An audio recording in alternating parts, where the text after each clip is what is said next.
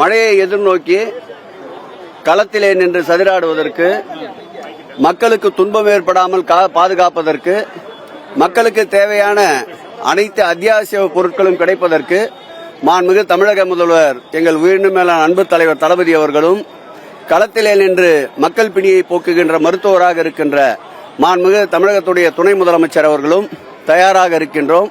களத்திலே ஆட்சியும் கட்சியும் ஒருங்கிணைந்து கைகோர்த்து பெருமழை வெள்ளத்தை சமாளிப்போம், மக்கள் துயரை துடைப்போம்.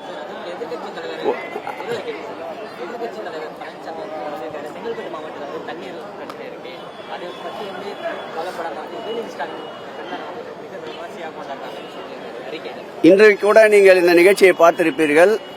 எங்களுடைய கழக இளைஞரணி செயலாளர் அன்பிற்கினிய ஆருயிர் அண்ணன் உதயநிதி ஸ்டாலின் அவர்கள் பிறந்தநாள் அறிவிப்பை வெளியிடும் போது அவர் கேட்டுக்கொண்டது, விளம்பர பதாகைகள் வேண்டாம், ஆடம்பரங்கள் வேண்டாம், ஏழை எளிய மக்களுக்கு, வறுமை கோட்டிற்கு கீழே இருக்கின்ற மக்களுக்கு கல்வி உதவித்தொகை, மாற்றுத்திறனாளிகளுக்கு உதவித்தொகை, அதேபோல் கருணை இல்லங்களுக்கு உதவித்தொகை, திருநங்கைகளுக்கு உதவித்தொகை என்று உதவிகள் புரிய அறிவுறுத்தியிருந்தார்.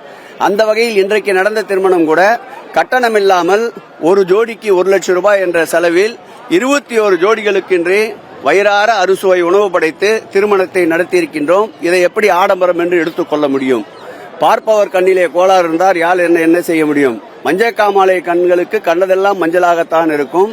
எங்கள் தலைவர் பாணியிலே சொல்ல வேண்டும் என்றால் அவருக்கு வேறு வேலை இல்லை, அதனால் இப்படி அறிக்கை விட்டுக் கொண்டிருக்கின்றார்.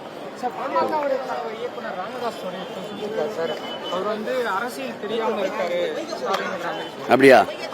அவர் மிசாவை சந்தித்தது 22 வயதில், அதாவது பருவத்தின் தலைவாசலிலே இருக்கின்ற திருமணமாகி கொடுஞ்சிறை மிசாவை எதிர்கொண்டவர். அரசியல் தெரியாதவர்ல 60 ஆண்டுகளுக்கு மேலாக பொது வாழ்க்கையிலே தன்னை இணைத்துக் கொண்டு அரசியலிலே அவர் கால்படாத இடமே தமிழகத்தில் இல்லை என்ற அளவிற்கு மக்களுடைய துறை துடைப்பதற்கு அல்லும் பகலும் பாடுபட்டுக் கொண்டிருக்கின்ற ஒரு உத்தம தலைவர் இன்றைக்கு தமிழக அரசியல் தளத்திலே இருக்கின்றார் என்றால், அதுவும் முதன்மையான தலைவர் இருக்கின்றார் என்றால், பத்திரிகை உலகம் சிறந்த முதலமைச்சர்களிலே 10ல் ஒருவராக அவரை தேர்வு செய்திருக்கிறார் என்றால், அவருடைய திறமைக்கும், அவருடைய ஆற்றலுக்கும், அவருடைய மனிதாபிமானத்திற்கும், அவருடைய எளிமைக்கும் எடுத்துக்காட்டு.